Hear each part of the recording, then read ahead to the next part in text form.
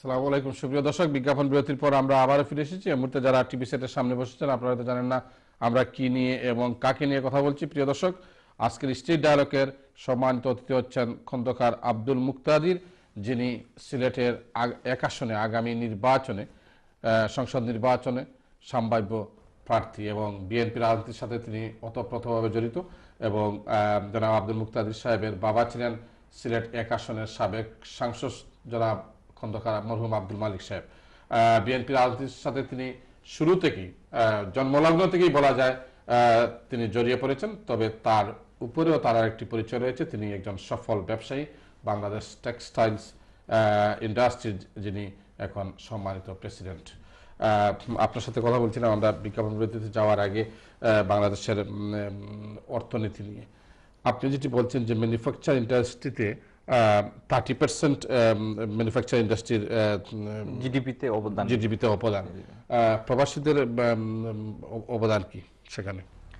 প্রবাসীদের অবদানটা এইভাবে আলাদা করা নাই। আমাদের যেভাবে আমাদের জিডিপিতে হিসাব করা হয়, একটি আছে এক্সপোর্ট প্রসেসিং জোন, ইপিজেড যেটা আমরা বলি। ইপিজেডেও আবার 3 ক্যাটাগরি ইন্ডাস্ট্রি আছে। একটা ক্যাটাগরিতে সরাসরি বৈদেশিক বিনিয়োগ 100%, কিছু ইন্ডাস্ট্রি হচ্ছে আরেকটি ক্যাটাগরি যেটাতে মিক্সড ফরেন এবং ওভারসিজ এবং ডোমেস্টিক ইনভেস্টর, আর আরেকটি ক্যাটাগরি হচ্ছে পুরোপুরি দেশীয়। তো ওইভাবে আমাদের কাছে একটি নির্ভরযোগ্য কোনো পরিসংখ্যান নাই যে আমাদের প্রবাসীদের বিনিয়োগের পরিমাণ কত। বিদেশি বিনিয়োগ আপনি যেটি বললেন যে গত 3-4 বছরে বিদেশি বিনিয়োগ মোটেই হয়নি। দেশীয় এবং বিদেশি, দেশীয় এবং বিদেশি দুটোই হয়নি। দুটোই। তাহলে তার একটি মাত্র কারণই হচ্ছে, সেটা হচ্ছে পলিটিক্যাল স্টেবিলিটি। শুধু এটাই নয়, পলিটিক্যাল ইনস্টেবিলিটি, রাজনৈতিক অস্থিতিশীলতা একটি কারণ, যেটি সাম্প্রতিককালে বড় কারণ হয়ে দাঁড়িয়েছে। কিন্তু তার আগেও আরো কারণ ছিল। এর মধ্যে একটি হলো ইউটিলিটির, যেটা বিদ্যুৎ আর জ্বালানি, যেটি আপনি বলছেন বিদ্যুৎ অথবা গ্যাস, এই দুইটির অভাবে আপনি কারখানা চালাতে হলে তো আপনার এনার্জি প্রয়োজন। কিন্তু সরকার তো বলে যে বিদ্যুৎ তারা পর্যাপ্ত বিদ্যুৎ দিয়েছে এবং লোডশেডিং এর জন্য এখন মানুষ আর রাস্তায় নামে না। না, এটি কথাটা একেবারেই ঠিক নয়।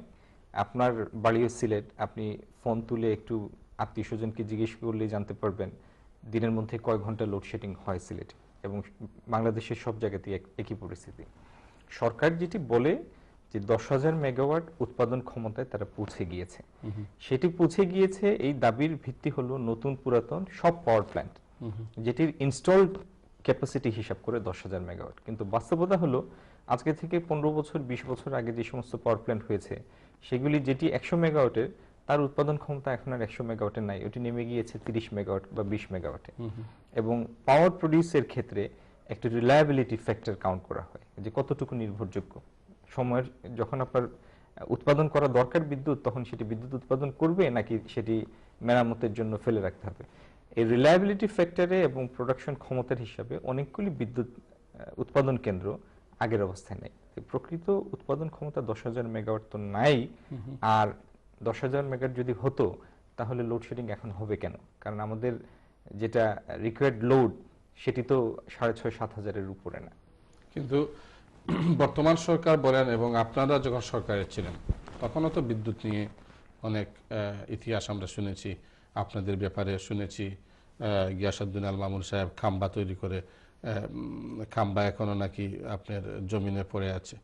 এসব থেকে তো কেউই বেরিয়ে আসছেন না। এই যে প্রথম কলার যেটি বললেন যে আপনারা ক্ষমতায় গেলে কি গ্যারান্টি রয়েছে, সেখানে আপনারা যদি আবার মনে করেন এখন আওয়ামী লীগ চলে গেল, আপনারা বিএনপি ক্ষমতায় আসলেন, আবার তো গিয়াসউদ্দিন আল মামুনরা আসবে, আপনার এই হাওয়া ভবন হবে।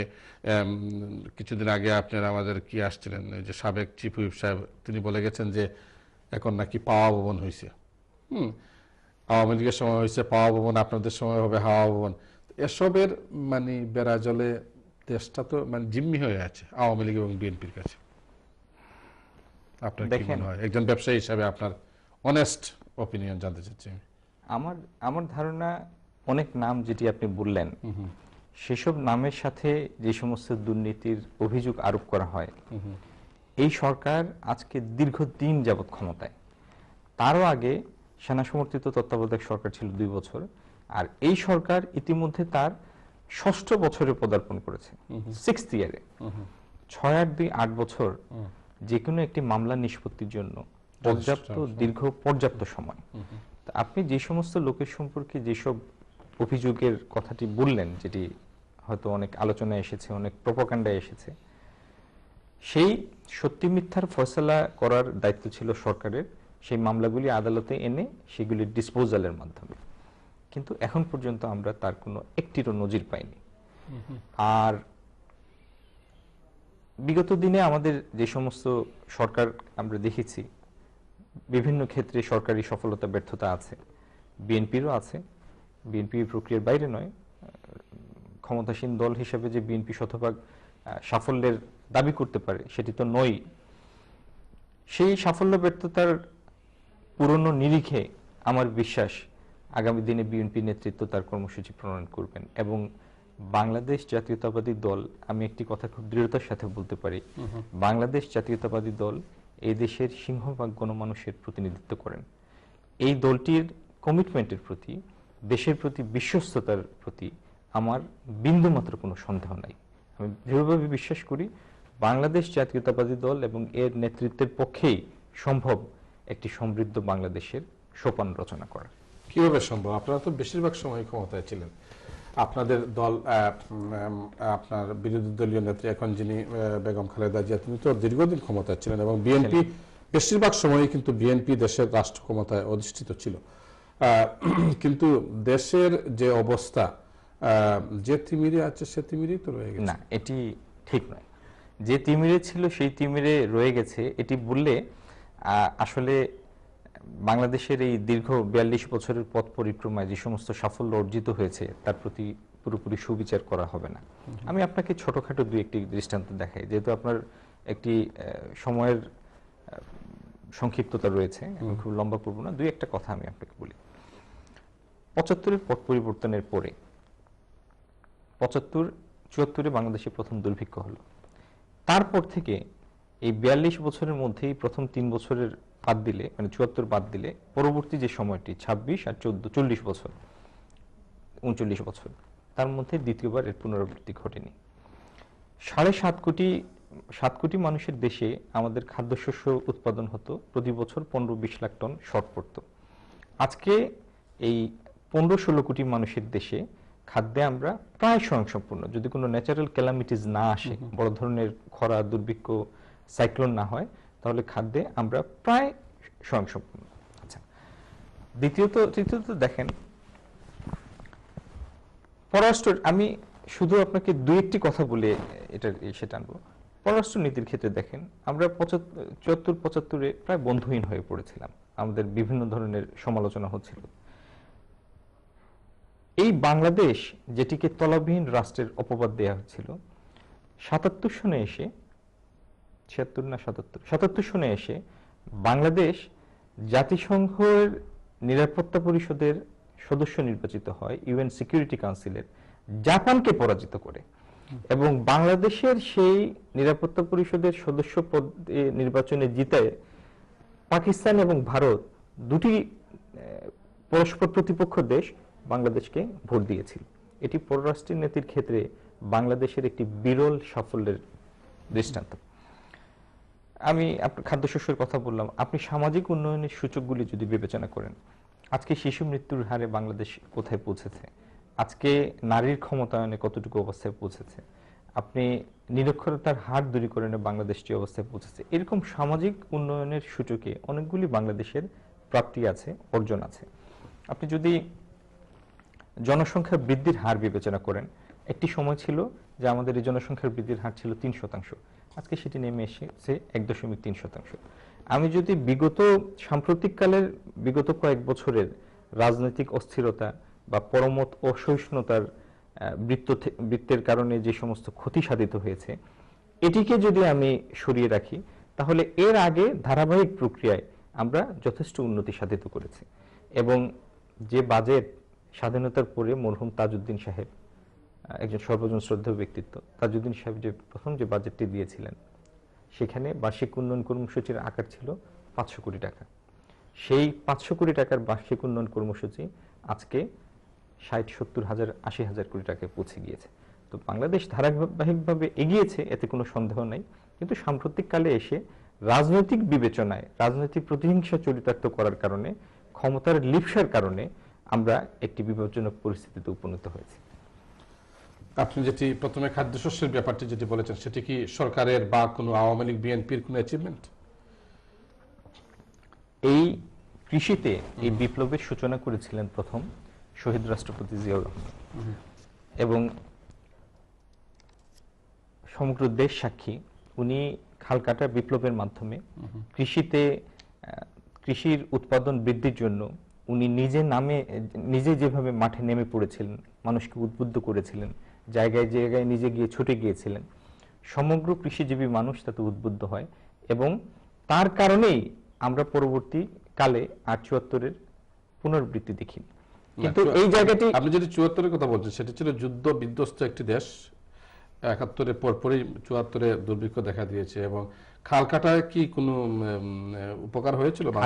খালকাটার উপকার সেটি হলো সেচ ব্যবস্থা। আপনি বাংলাদেশে যদি সমগ্র কৃষি জমিকে আপনি বিবেচনায় নেন, তাহলে দেখবেন একটি অংশ ৩ ফসলি, একটি অংশ ২ ফসলি, একটি অংশ ১ ফসলি। এই যে ২ ফসলি এবং ১ ফসলি, এটির কারণ হচ্ছে যে শুষ্ক মৌসুমে এই জায়গাগুলি সেচের আওতার মধ্যে থাকে না। শহীদ রাষ্ট্রপতি জিয়াউর রহমান প্রথমেই সমগ্র কৃষি জমিকে পুরোপুরি সদ্ব্যবহার করার একটি টার্গেট তৈরি করেছিলেন, এবং সেই টার্গেটটি পূরণ করার জন্যই উনি ইন্টারনাল ইরিগেশন লিংক হিসাবে এই খালগুলি কেটে সেচের ব্যবস্থা করতে চেয়েছিলেন, যার অনেকগুলি সম্পন্ন হয়েছে, এবং যার ফলে অল্প কয়েক বছরের মধ্যেই কৃষি পণ্যের নাটকীয় রকম উৎপাদন বৃদ্ধি পেয়েছিল। কিন্তু এটি শুরু, এটি শেষ নয়। তারপর প্রতিটি সরকার, আওয়ামী লীগ, বিএনপি, জাতীয় পার্টি, প্রতিটি সরকারই ধারাবাহিকভাবে কৃষিতে বিনিয়োগ অব্যাহত রেখেছেন, যার ফলে আজকে আমরা এই অবস্থায় আসতে পেরেছি। খাল কেটে নাকি আপনারা কুমির নিয়ে আসছিলেন শুনলাম। থ্যাংক ইউ মুক্তাদির সাহেব। আমি দেখি সম্ভবত কলা আছেন লাইনে। কে আছেন লাইনে? হ্যালো, সালাম আলাইকুম। সালাম আলাইকুম। আলাইকুম জি বালা। কে কইরা প্লিজ? আমি রহুল আমিন কইরাম। জি রহুল আমিন সাহেব, খুব আছেন? আপনার প্রশ্ন তো মতামত। আপনাদের কাছে আমার সালাম। আপনারও সালাম। আলাইকুম সালাম। কিছু আগে এক ভাই ফোন কইরা যে স্বাভাবিক মৃত্যুর গ্যারান্টি চাই। জি, আমি বলবো আমরা যে জাতির পিতা শেখ মুজিবুর রহমান, উনার তো স্বাভাবিক মৃত্যু হয় নাই। আচ্ছা, এই আপনার আমরা যে আরেক প্রেসিডেন্ট জি এই জিয়াউর রহমান, উনারও স্বাভাবিক মৃত্যু হয় নাই। তারপর আপনার এই রিয়াব যে সময় তৈরি করা হয়েছে বিএনপি, তখন তারা ক্লিন আপ নামে অনেক মানুষকে হত্যা করেছেন এই খালেদা জিয়া সরকার। বর্তমানে আওয়ামী লীগ সরকারও অনেক সরকারের এই রিয়াবে মানুষকে গুম করে। তাহলে আমরা পাবলিক আপনার আওয়ামী লীগই বলেন আর বিএনপি বলেন, এরা কোন সরকার আমাদের পাবলিককে নিরাপত্তা দিতে পারবে? কেউ মারবে ক্লিনার নাম দিয়া হত্যা করবে, আর কেউ গুম করবে। আর একটা জিনিস আমি বলতাম চাই, বাংলাদেশ গণতান্ত্রিক বাংলাদেশ রাষ্ট্র নাই, এটা আমার ব্যক্তিগত মত। এটা হলো অঘোষিত আপনার এই অঘোষিত জমিদারি সরকার। একজন জমিদার আরেকজন জমিদার এই খালেদা বলতে পারেন। এখানে গণতন্ত্র লেশ মাত্র কিছু নাই। এটা আপনার মনে হয় কেন? ইউনিয়ন নির্বাচন আমি করছি রুহুল আমিন সাহেব, এই জমিদারি প্রথা আপনার মনে হয় কিতার লাগি? কেউ যদি নির্বাচনে দাঁড়ায়, আমি নিজে নির্বাচন করেছি, দিরাইতা নাই, সুনামগঞ্জ দিরাইতা নাই, একটা মিনিট দিরাইতা নাই, এখান থেকে বলা হয় না আপনি নির্বাচন করতে পারবেন না। এখানে গণতান্ত্রিক বলতে কোনো চর্চা বিএনপি তো নাই, আওয়ামী লীগও নাই। নির্বাচনে লেখেও দাঁড়াইলে বলে না আপনি বসে পড়েন, আমি অমুককে দিয়ে দিছি। পরে শোনা যায় কোন এমপি অথবা কোন নেতা 2 লক্ষ 1 লক্ষ টাকা লইয়া আপনার ইউনিয়ন নির্বাচনে দাঁড়ায় চেয়ারম্যান, তার কাছ থেকে টাকা নেয়। এটা আমার ব্যক্তিগত অভিজ্ঞতা। তাহলে আপনারা বলেন যে গণতন্ত্র, যে আমার ভদ্রলোক আসছেন আগামীতে নির্বাচন করবেন, উনার দলে গণতন্ত্র কোথায়? কোথায় আছে গণতন্ত্র? উনার দলের লোকেরা এরা টাকা নিয়ে একজন মেম্বারের নমিনেশন দেন। আওয়ামী লীগ সরকারের নেতারা আছে টাকা দিয়ে একজন চেয়ারম্যান মেম্বারকে নমিনেশন দেয়। এমনকি রাজনীতি ব্যক্তি না, মদ খায়, গাঞ্জা খায়, এদেরকে তারা চেয়ারম্যান মেম্বার নমিনেশন দেয়, চেয়ারম্যান বানায়। আচ্ছা, তাহলে এটা তো নেই বারোই আমার ফত কিতা, আপনার কাছে কোনো ফত জানা আছে? বাড়াই আসার পথ হইল একমাত্র আপনার ওয়ার্ড লেভেলটা কে সত্যিকার গণতন্ত্র, সত্যিকার পাবলিকের নমিনেশনে ওয়ার্ড মেম্বার হইবে, ওয়ার্ড চেয়ারম্যান হইবে, ইউনিয়ন চেয়ারম্যান হইবে, এই যে পার্টি চেয়ারম্যান গুলা, এগুলা হয় না সত্যিকার। এগুলা যেমন এমপি সাহেব গেলেন যে বললেন আপনি ইউনিয়নের কিতা ইউনিয়ন ওয়ার্ডের চেয়ারম্যান, যুবলীগের চেয়ারম্যান, আওয়ামী লীগের চেয়ারম্যান, এইভাবে এরা গণতান্ত্রিক চর্চা হইলে তো চেয়ারম্যান বানান না। আপনারা খবর নিয়ে দেখেন, আমি ইউনিয়ন নির্বাচন করছি, এমনকি আমি বলি আমি আওয়ামী লীগ সাপোর্টার, আমার বাড়ি সুনামগঞ্জ, আমার বাড়ি দিরাই থানায়, বাবু সুঞ্জি সেন এলাকার বাড়ি আমার। সত্যিকার গণতন্ত্র লেশ মাত্র বিএনপিতে নাই, গণতন্ত্রের লেশ মাত্র আওয়ামী লীগে নাই। আপনি গ্রাউন্ড লেভেলে যান, ইউনিয়ন লেভেলে যান, আপনি সুরঞ্জিত বাবুর আপনি একজন বদ্ধ লোক, আর পাবলিক আপনারে চান, কিন্তু দলে আপনাকে চান না। কলা সাহেব, আওয়ামী লীগও আছে, বিএনপিতেও আছে। আচ্ছা কলা সাহেব, আপনি সত্যি আমি বলতেছি, আপনি গ্রাউন্ড লেভেলে খবর নিয়ে দেখেন। ওকে, আপনি একটা ইউনিয়নে 9 জন মেম্বার, একটু শুনেন, 9 জন মেম্বার, এর মধ্যে 4-5 জন পাইছেন গাঁজাখুর, মদখুর। ওকে, আপনি না ঠিক আছে, আপনার বক্তব্য আমরা শুনছি কলা সাহেব। এখন আপনি আসুন লাইন, হ্যালো বলেন। জি, আপনি সুরঞ্জিত বাবুর যন্ত্রণায় আপনি এখন কিতা লন্ডন থাকুননি? প্রত্যেকটা দলে আমি বাবু বলতেছি না, আপনি লাইনে হওয়ার লাগি আপনার প্র্যাকটিক্যাল অভিজ্ঞতা, বাস্তব অভিজ্ঞতা আছে আপনার। জি, আপনার অসংখ্য ধন্যবাদ আপনি লাইনে আসার জন্য এবং আমাদের সাথে আপনার মতামত শেয়ার করার জন্য। দেখি নেক্সট কে আছেন লাইনে। হ্যালো, আসসালামু আলাইকুম। হ্যালো, আসসালামু আলাইকুম। হ্যালো, আসসালামু আলাইকুম। ওয়ালাইকুম সালাম, কে বলছেন? জয়েব ভাই ভালো আছেন? জি বড় ভাই, কিতা খবর? বার্মিংহাম তুলেনি? জি আমার আমি দেখি আমি কইতা না পাইতে পারছি। আচ্ছা, আপনার মেহমানকেও সালাম, আপনারা সকলের সালাম। তো আপনি শুরুতে কইছেন আমরা মেহমান যে আইছেন তাই একজন সফল ব্যবসায়ী। জি, তো সফল ব্যবসায়ী মানুষের ব্যবসা করে টাকা পয়সা বানাইবার লাগি, তাইন মানাইয়া উতাইলছেন তাই দিতে হলে ইবারা মানে রাজনীতি আইলা যেন রাজনীতি করতে আরো বেশি বানাইবার লাগি না এটা জানি না। আপনি টেলিভিশন দেখতে থাকুন, একটা আমার প্রশ্ন নি। জি না জি না, একটাও প্রশ্ন, এরপরে আরো কিছু কথা আছে আমার। খোকা, তো আসলে আমরা ছোটবেলা কিচ্ছা শুনতাম, তো কিচ্ছার মাঝে আমরা জানি সবটা মিশা, তবুও ভালো লাগতো। আচ্ছা, কিন্তু বাংলাদেশের রাজনীতির এই যে ইতিহাস, এই যে আওয়ামী লীগের বা বিএনপির ফিলিস্তি দেই না নেতা হলে মিথ্যা, তো সবকিছু তো মিশু, কিন্তু মজা লাগে না ওইল কথা। তবে একটা জিনিস আমি সাজেশন দিতাম পারি, আওয়ামী লীগ আর বিএনপি তারা এক হইয়া একটা এগ্রিমেন্ট আইউকা যে আমরা 5 বছর চালাইমু, আপনারা 5 বছর চালাইবা, নাইলে আমরা 10 বছর চালাইমু, আপনারা 10 বছর চালাইবা। আর পাবলিক যে নিয়া মানে রাস্তাত লামাইয়া মাইল কইরা আর দেশের ব্যবস্থা কইরা কোনো ফায়দা নাই। কারণ আমরা রাজনীতি, আমরা সাধারণ পাবলিক রাজনীতি বুঝি না, এই কারণে আমরা 71 সালেও যুদ্ধ করছি, অনেক যুদ্ধ করলাম। রাজনীতি তারা সবটা বুঝেন, এর লাগে তারা একটা এগ্রিমেন্ট আইউকা দুই দল, আমরাও শান্তি থাকবো, তারাও শান্তি থাকবা, ওগুলো আমি কইতাম চাইছি। ধন্যবাদ সোহেব ভাই, আপনারা আর আপনার মেহমানকে। Thank you. এটা একটা বালা প্রস্তাব। আর এর আগে একজন কলারে আমরা প্রোগ্রামে ফোন করে বলছিল যে সোহেব ভাই আমার বুঝলে কি যে দেশের অর্ধেক দিলেও আওয়ামী লীগের আর অর্ধেক দিলেও বিএনপি রে দিলাইলে ই মারামারি আর থাকতো না। ই যে আপনার মানে আপনি মুক্তাদির সাহেব, আপনি ব্যবসা করেন, আপনার রাজনীতি করেন, আপনি খুকা একটা পরিবারও, একটা সমাজও, একটা রাষ্ট্র 1 মাস 2 মাস 3 মাস সমস্যা থাকতে পারে।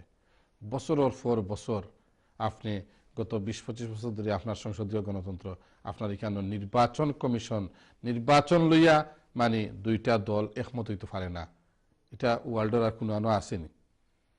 এটি অত্যন্ত দুঃখজনক। আমি আমাদের প্রথম কলার যিনি এবং তার পরবর্তী দ্বিতীয় কলার যিনি, আমি আপনাদের বক্তব্যের মধ্যে যে দুঃখবোধ, যে হতাশাবোধ, আপনারা যে গভীরভাবে মর্মাহত বাংলাদেশের এই পরিস্থিতিতে, আপনাদের সাথে আমি সম্পূর্ণ একমত। আমাদের রাজনৈতিক নেতৃত্বের এই উপলব্ধিতে আসাটা খুবই প্রয়োজনীয় যে আমরা অত্যন্ত ছোট্ট একটা জায়গার মধ্যে 55,598 বর্গ মাইলের মধ্যে 16 কোটি লোক বসবাস করি। এটা একটা জ্যাম প্যাকড কান্ট্রি। আমাদের এই ছোট্ট দেশের এই এত জনসংখ্যার কারণে আমরা পৃথিবীর জনসংখ্যার ঘনত্বে আমরা সর্বাধিক এবং জনসংখ্যার হিসাবেও আমরা 8ম বৃহত্তম দেশ পৃথিবীর। এই দেশটিতে মার্জিন অফ এরর বলতে কিছু নাই। এই জনসংখ্যার কারণে মার্জিন অফ এরর বলতে আমরা যদি কোথাও একটি ভুল করি, সেই ভুল শোধরানোর জন্য যে ক্ষেত্র, পরিসর বা স্কোপ, সেটি আমাদের অত্যন্ত সীমিত।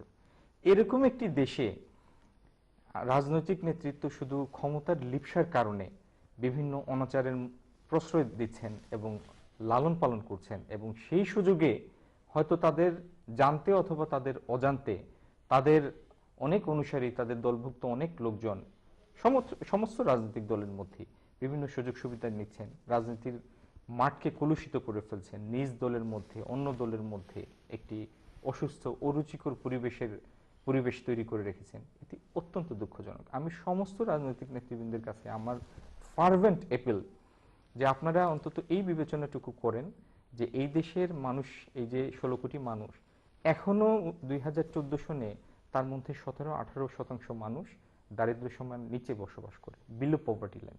এবং পভার্টি লাইন হচ্ছে যা 4 জনের পরিবারের যাদের দৈনিক আয় $1.25 নিচে, সেরকম মোট জনসংখ্যার 17-18% লোক দারিদ্র্য সীমার নিচে বসবাস করে।